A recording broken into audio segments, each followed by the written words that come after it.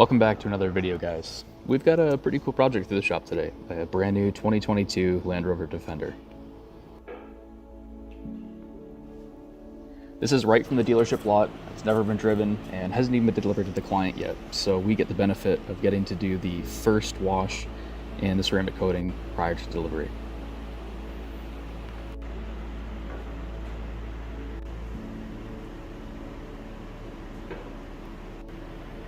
It's always a pretty exciting process getting the first chance to decontaminate and wash these new cars. This is a really important process because we have perfect factory paint, but just under a pretty thick layer of dirt. So it's our goal to not inflict any kind of damage in the paint while we prep it for the polishing process.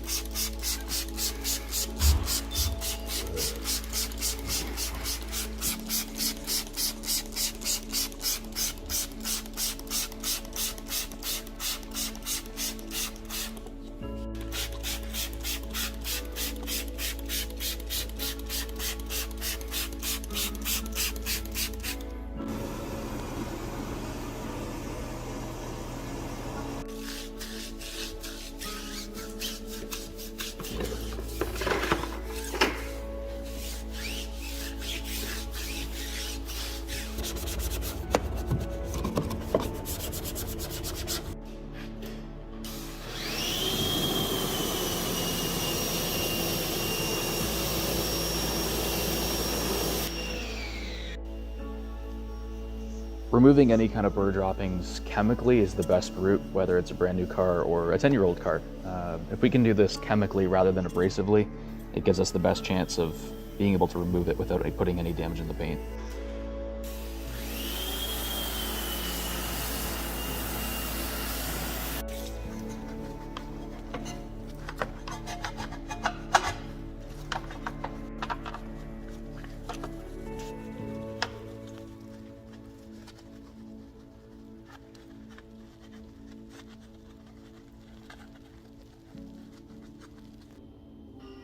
Now that we have the wheel wells, door jambs, and all the difficult to access areas cleaned, we lowered it back down thanks to this Land Rover air ride so that we can get it back down to access height and begin our rinse. It's really important that we can access all the paint work, both for the wash and the paint correction process, so we remove the spare tire and anything else in our way.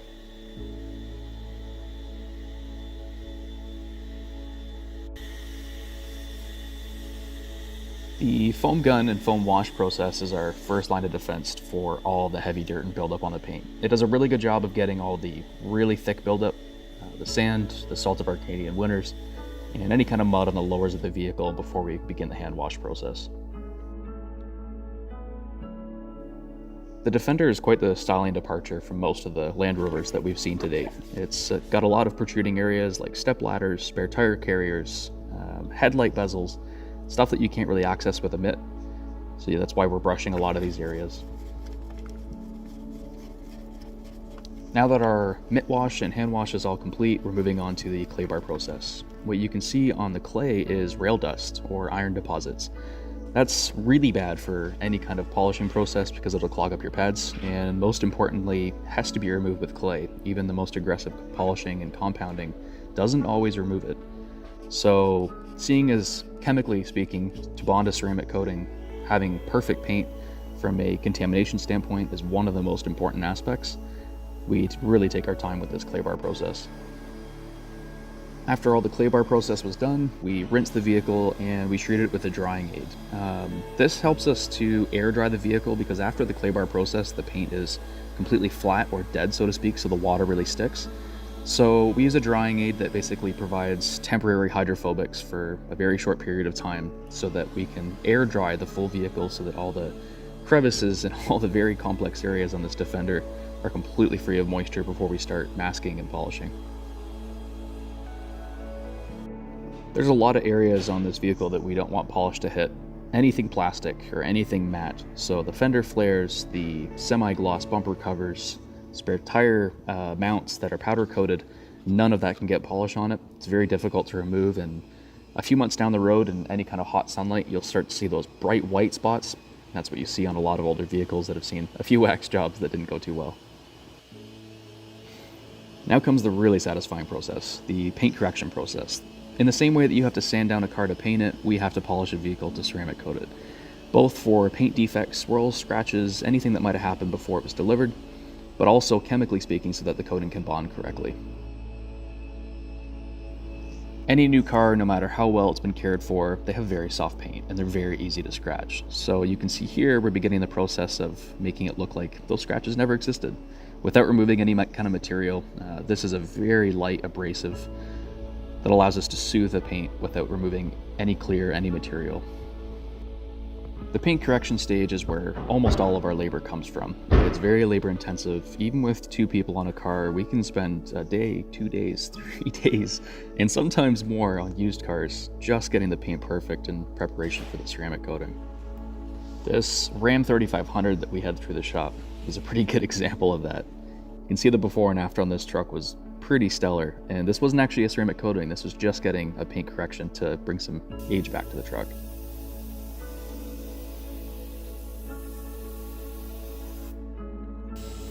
We have polishing machines in all kinds of sizes, most of them dual action, so they both throw as well as rotate. This is a 3-inch Roops polisher that allows us to do most of the common smaller areas on a vehicle, and we have all the way down to 1-inch pads so that we can polish the really intricate areas. You can see in this clip that we slowed down for you the rotating and oscillating movement of this Roops machine. These machines allow us to do our job with a bit of a safety net, in that they don't induce any kind of heat in the panel without a lot of effort, and most importantly they finish really well. So they take out a lot of the risk of burning paint that you normally would with a rotary machine, and they finish really well, which is an added benefit on these soft waterborne paints of today.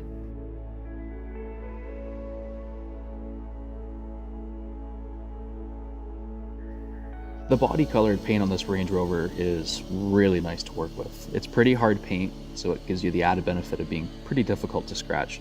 But most importantly, it's really thick clear. So that's quite the bonus down the road for any purchaser of the vehicles, is that not only are they going to have the ceramic coating to rely on, but they're also going to have really nice paint to start with.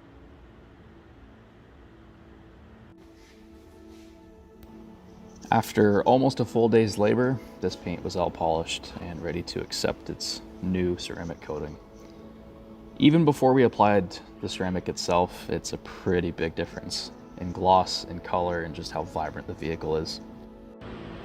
But before we can do that, we have to install the graphics kit. These typically aren't installed at the factory because the paint is just too fresh to put vinyl on top of, or sometimes the customers opt out of it. But this client wanted the 110 graphics kit installed, so we had it finished for them.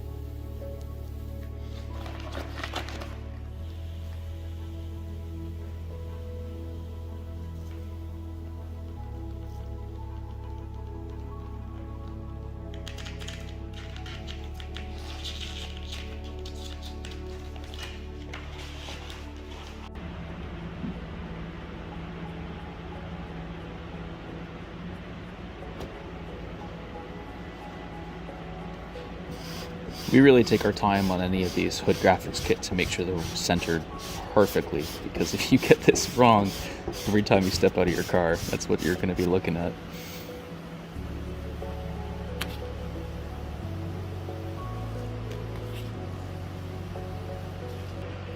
I personally really like the flare it brings to the front end. It's just that added piece you didn't know you wanted.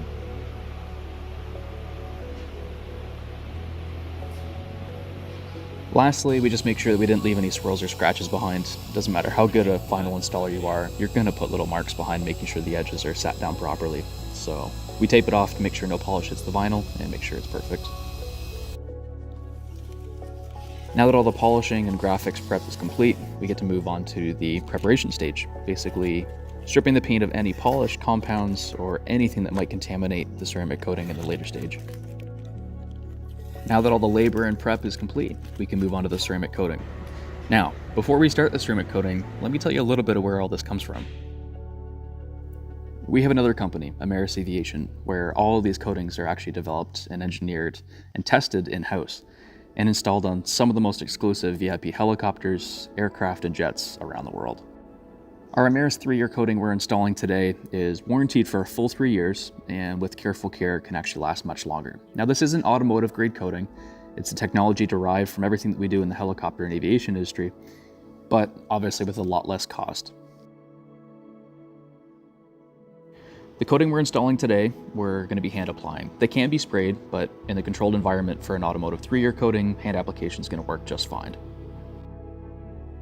Now, at first glance, it might just look like we have clear coat going on a panel. There's a lot happening right in front of your eyes. As soon as the coating comes in contact with the panel, something occurs, and it's called flashing. It immediately starts to convert from a liquid to a solid, and that's where a lot of the art of our installations is captured. When that flashing process begins, we have a very short window of time to remove the solvents that we need to flash the coating onto the panel without creating what's called high spots. They basically would make it look like your paint has a weird defect in it, or almost a high rise in the paint. Now, in the middle of the winter, these installations are a fair bit easier because we don't have any kind of high temperatures, but this process takes months of mastery to get perfect. Now, I can't show you the application process, but being tricks of the trade, we're not going to show you how we remove it, but I can show you the final results, and most interestingly, what it does to matte and vinyl. You can see in this area right here, the forward side has all been done. During the application on vinyl, it looks a little scary because you get a lot of shine to a matte graphic, something that no one wants. I'm applying a really, really thick first layer here. We do this in multiple layers until we've achieved the thickness that we want. And as soon as that coating comes in contact with the vinyl, it begins that flashing process we talked about earlier. When the coating's been flashed and removed, you're left with a beautiful luster to any matte or semi-gloss areas. It doesn't create a shine, it just makes them look really, really rich. Now, even though we're just installing an auto-grade coating today, we're still installing something very, very thick. While the industry standard for most ceramic coatings typically hovers around 1 to 2 microns for coating thickness, our 3-year, our quote-unquote worst coating, we're still installing about 7 to 8 microns worth of thickness on top of the clear coat, which is something that's pretty unheard of in the industry.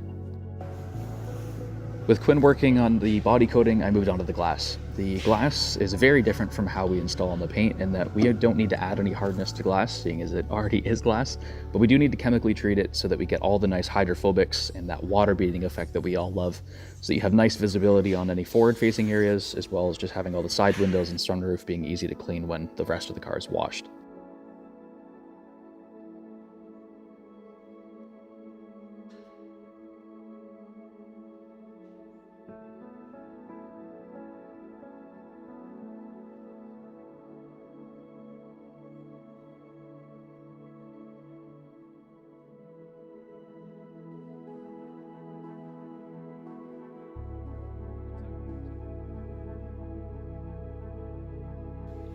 We did a little 50-50 here for you so that you can see the difference that it makes on plastic as well.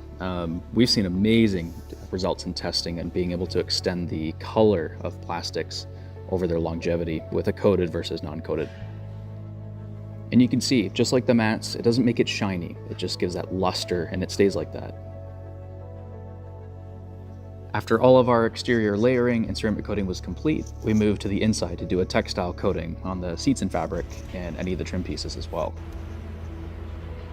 It's always nice unwrapping these new cars. It doesn't matter how many times you do it, it's still pretty satisfying.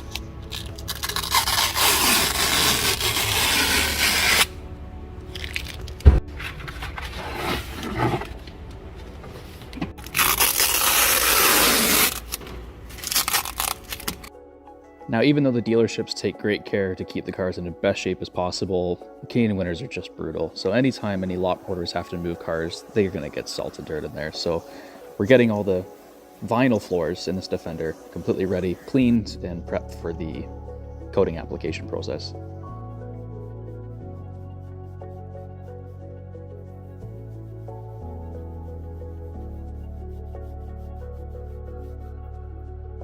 We're into the next day of work today, and we have our shop mascot Shelby standing guard for us.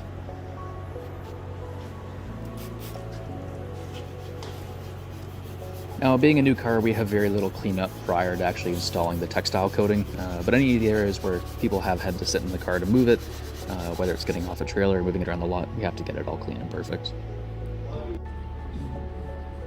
The textile coating is very different than what we apply on the body. It does have some characteristics that are similar to it, but most importantly, our goal here is to hydrate and protect any of the soft touch, the vinyl, plastics, any of the areas that the driver interacts with.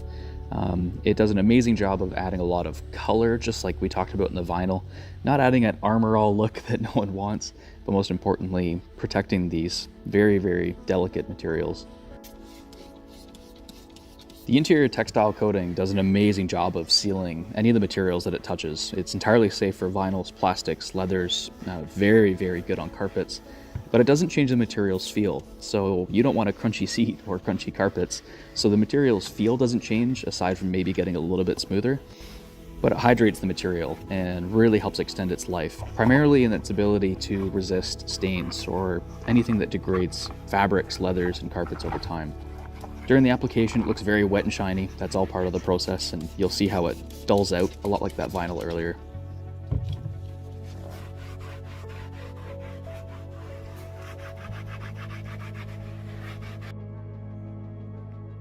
Nothing is skipped, even the owner's manual, which is genuine leather. We seal it all.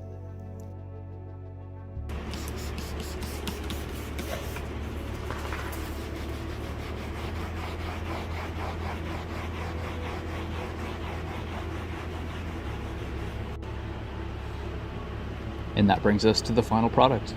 So you can see that shiny look during the application process mats right out, and the final results are always stunning.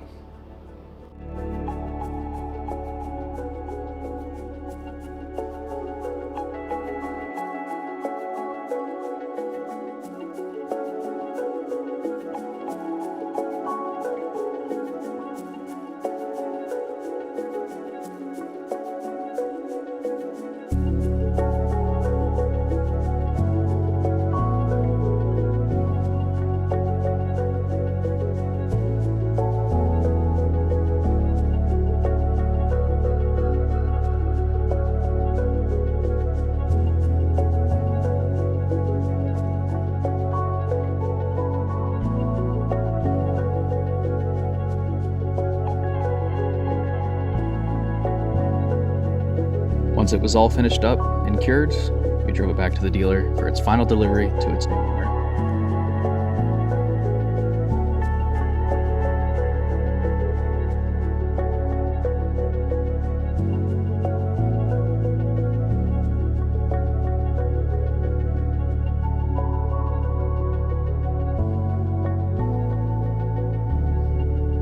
Thanks for watching, everyone. See you next time.